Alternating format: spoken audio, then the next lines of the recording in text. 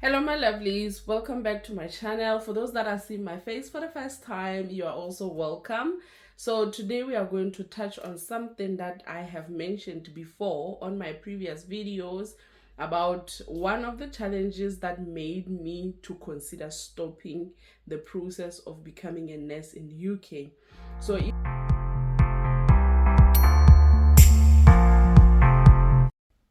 hello, welcome and welcome back to my channel. My name is Mboi. I am a nurse. I work and live in United Kingdom, Wales. So today we are going to touch on something that I have been skeptical to post about because each time I try to talk about it, I cry. But today we are going to try not to cry, but go through it to show you that some of the challenges are so difficult you would even consider to stop. But I would say if you started the process or you have been thinking about starting, it's God whispering in your ear that you are meant to be out of that country that you are in and work somewhere that you are looking at. Most of the people that are on my viewership now, they are people from Lesotho, South Africa, United Kingdom, Canada, USA. I've seen people from Nigeria, Uganda, Kenya, Swaziland, one from Botswana, and Saudi Arabia, and India. I think 0 point something percent from Philippines. And this shows that many people are looking into my stories and they want to make sense out of their situation comparing with my own. And if you're going through the same thing, trust me, it's not easy. It only takes courage and comfort from friends and family for you to proceed. So I am a nurse, and working in UK, I had to go through processes before I can come over and work. Nurses in United Kingdom are regulated by the body that is called NMC, Nursing and Midwifery Council, and before you can be fully registered and recognized by that council, you have to go through English proficiency testing. And English proficiency testing at that time, the two tests that were available and were approved to be used for you to register were OET and IELTS. I went through IELTS twice and I failed, and then I switched to OET. By the time I was supposed to go and write OET, my baby boy fell ill. That was the most devastating time of my life. And at present, that is the most difficult time of my life. I've been through a lot. I've seen a lot. I lost my parents when I was very young. My mom died when I was 12. My dad died when I was 17. So I basically was raised by my family, my parents' siblings, and my grandparents. And when I say I was raised by my parents' siblings, I mean that, because I had to live with my aunts and my uncles, and at some point with my grandparents. So my teenage life was in between families. I was living with my paternal grandmom most of the time, but I had to be in between because of school. So I've been through a lot. My childhood, my teenage life was okay, and I want to thank everyone who made sure that I am who I am today. So when I was in Lesotho, I was already a nurse working in the community. I was working in a primary health setting where I was dealing with mostly people who were living with HIV and people who have contracted tuberculosis and cervical cancer. With that scope of practice, I was also dealing with teenagers or children between the age of 0 and 24. So one day, one fateful day, I was working with my teenagers. We had a teenage club that we were handling only on weekends. So that day I was working with my teenagers and I got a call from my child's grandmom, and she said to me, she doesn't usually call me. I am always the one who's calling. And when I saw her call, I was shocked and I picked it immediately. I was still at work. She said to me, your baby is sick and I'm taking her to the clinic. It was on a Saturday. Saturdays primary health facilities are closed, so she said I'm taking her to the clinic. That taught me by then that he's really not well. I finished up with my teenage club and I drove off from that area where I was working. For those that can have a clue, I was a nurse. I was an HIV clinical nurse in Halijone, and my baby lives in Maputo. So I had to travel from Halijone to Maputo right away. So I drove off, I went home, and when I arrived, he was really not okay. He had already had medications. Actually, before they contacted me about him being unwell, they took him to a clinic 2 or 3 days before they told me that he's not okay. And I came home, and then when I arrived, I made my own assessments and I could see that my child is not okay. So I said to his grandmom, I'm taking him to the hospital. I want him to be assessed by a doctor. So I went to Maludi Adventist Hospital, which is in Mapoteng. From Maputo to Mapoteng, it is about an hour or so. I drove there, and then when we reached there, one of the doctors assessed him. I used to work on this particular hospital. He assessed him and he said it's a cardiological issue. Well, I couldn't believe it at first. And he gave him medications and we went back home. It was not too severe for admission.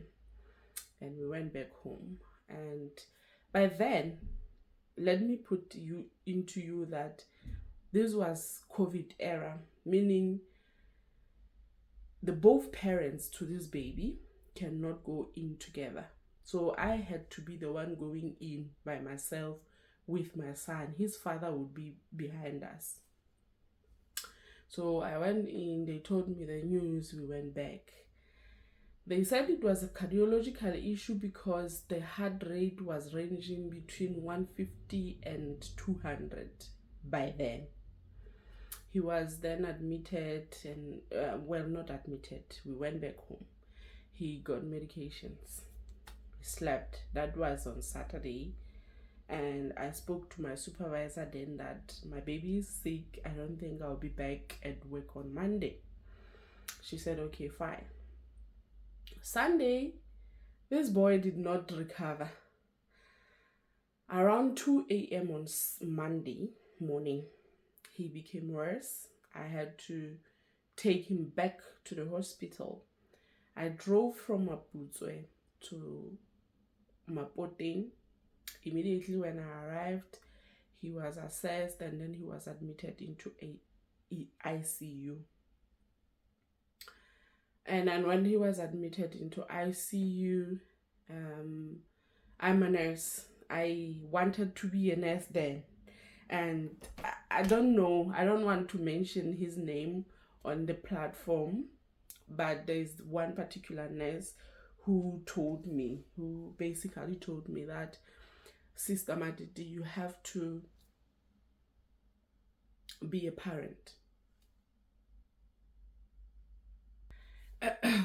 Okay, he told me that at this point you are not a nurse, you have to be a parent.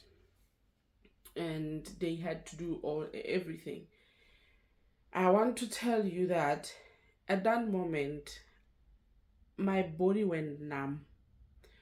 I could see on the monitor that everything is abnormal. When I looked at the monitor, his oxygen saturation was about 70%. His pulse rate was 192. His respirations were labored and I couldn't even count. Temperature was about 40 degrees Celsius. They were struggling to get an IV access, but eventually they did. At that point, I also have an aunt who is working in that hospital. She was there with me. Um, and they managed to get an IV line or intravenous line where he was going to get IV fluids and medications. So he was fighting, he was restless, fighting, inaudible. He couldn't even articulate himself then. So at this time, remember, I was supposed to go and write OET. I had to cancel everything. So later on, he fell asleep when the IV line was running. He fell asleep. IV line is a trip. He fell asleep, and then I stayed with him. So the doctors were coming every 2 hours to check on him.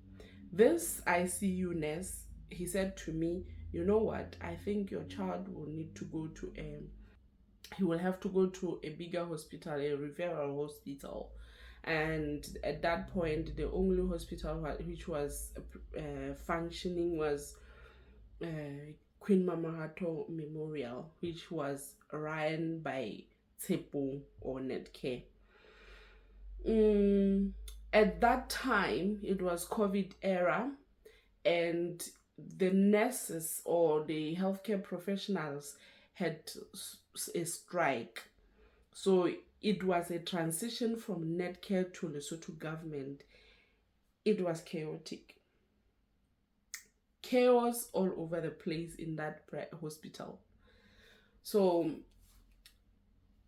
later that day when we got admitted, the doctor, when he came to assess my child, he said, well, I think we won't be able to take care of this child here. We are referring you to Queen Mamahato Memorial. And I paid for the ambulance.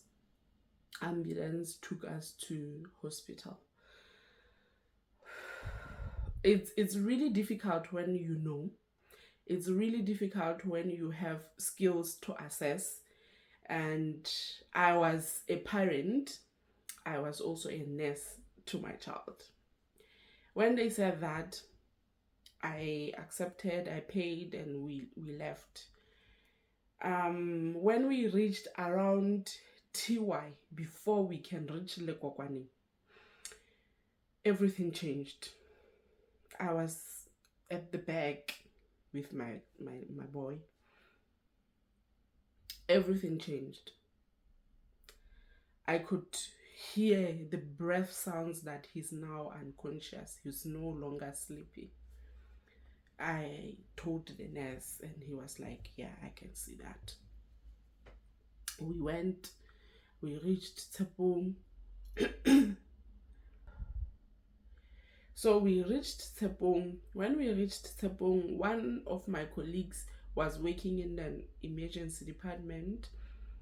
She recognized my baby before I can come in. That, I think I know this child.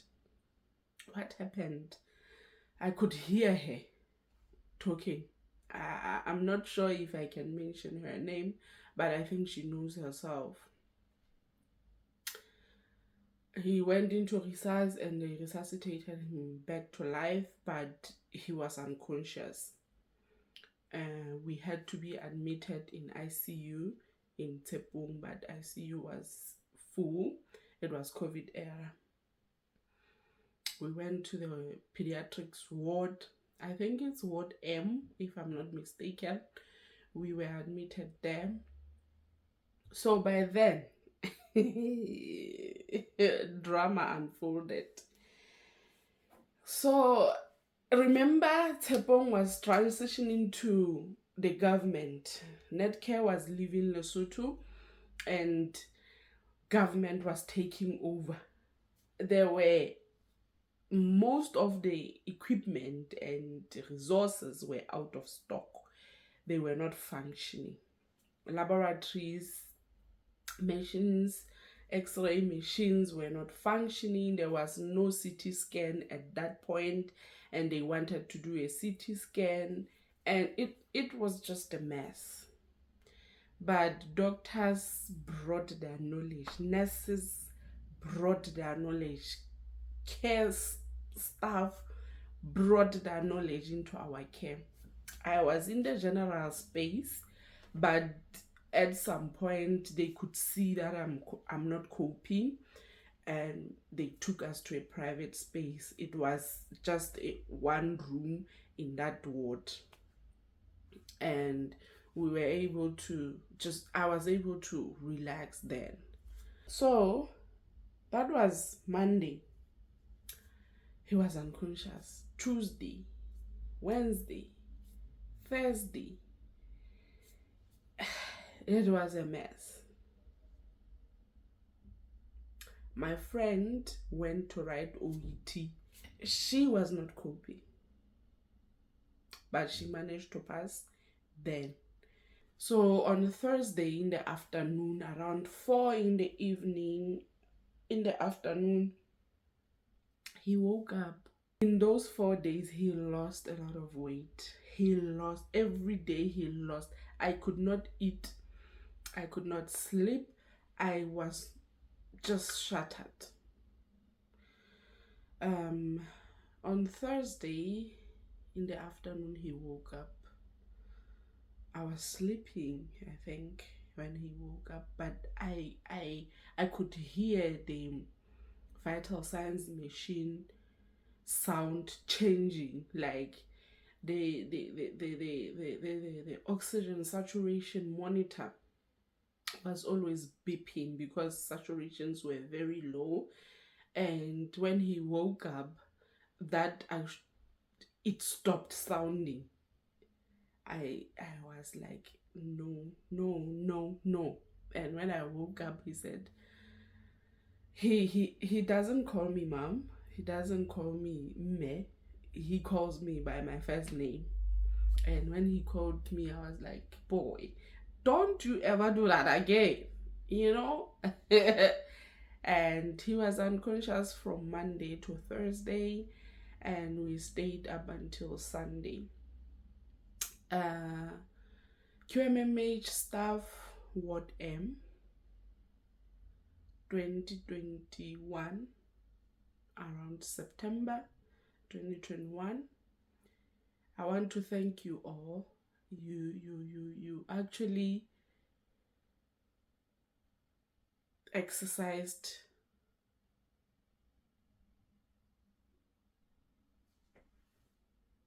your expertise. I was able to be nursed. When your child is sick, you become a patient too. And the matron, I can't remember her name, but she would come every day in the morning to see how I was. We were well taken care of. It was just one incident where a ward attendant did not attend to me in a way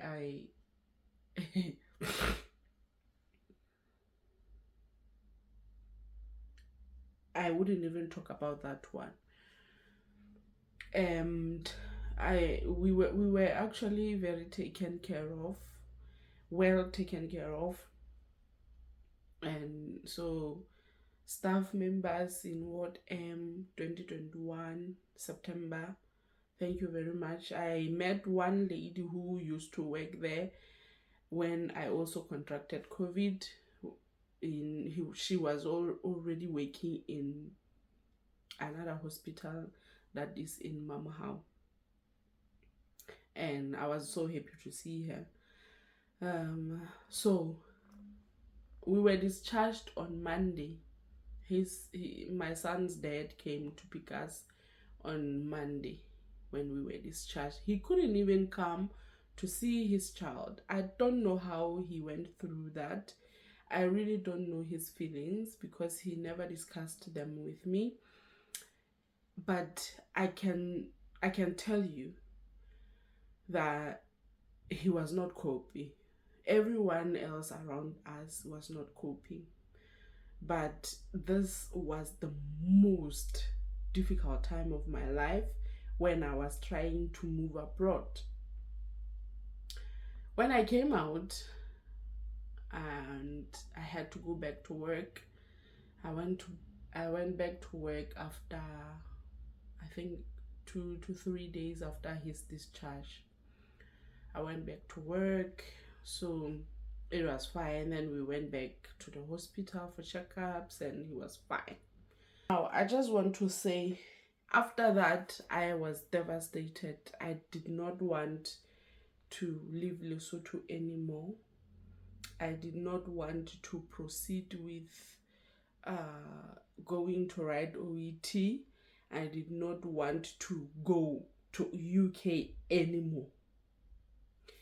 I told my friend that I'm not going. It's over. It's fine. You can go. I'm no longer going. But later on, eventually, after we had a long talk with my friend and one of my family members who is very encouraging of my efforts, she told me, even if you are still in Lesotho, your child will still maybe get sick. Are you going to stop everything because your baby is sick? So I looked into a better, I looked into something better for us, and I started again to practice. And then I went back and I passed my OET first time. And after I passed, then everything fell into place. Look where I am. I'm telling the story to tell you that the challenges that you are facing at the moment may be heavy for you, but why did you start the whole process? Why? Why did you even think of going abroad? Are you willing to give it up? Are you willing to give up everything that you have gone through just because of that challenge? Even to date, I don't want to lie, my child's sickness or my child's admission was my worst, and it's still my worst. Let me tell you, I had my baby when I was a student. I was a student of general nursing. This son of mine never got ill from the time he was born up until that time when I was planning to go abroad. So this means that was actually a very, very huge challenge that I had to sit down, reconsider, and see, is it worth it, really? But what I can tell you is that since I moved from Lesotho to UK, I'm content. I'm content that my son will never ever suffer.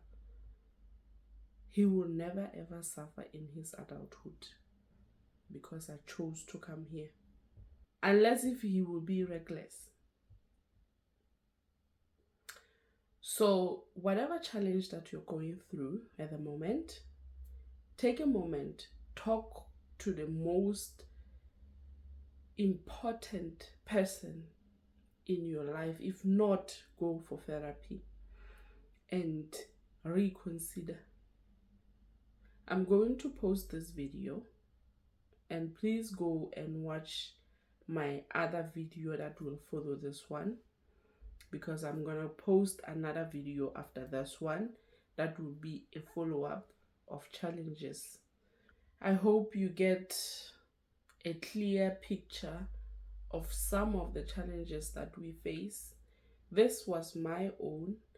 There are other people who faced a different challenge, but they also overcame the challenge and came over. Everyone, trust me, every person who came to UK will tell you how difficult it is to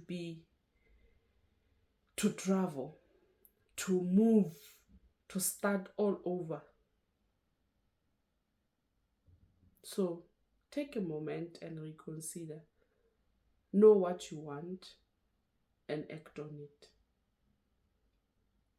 Thank you very much for watching this video this far, and I will see you in my next upload. Don't forget to subscribe, like, and share this video with your loved ones, and I'll see you next time. Bye.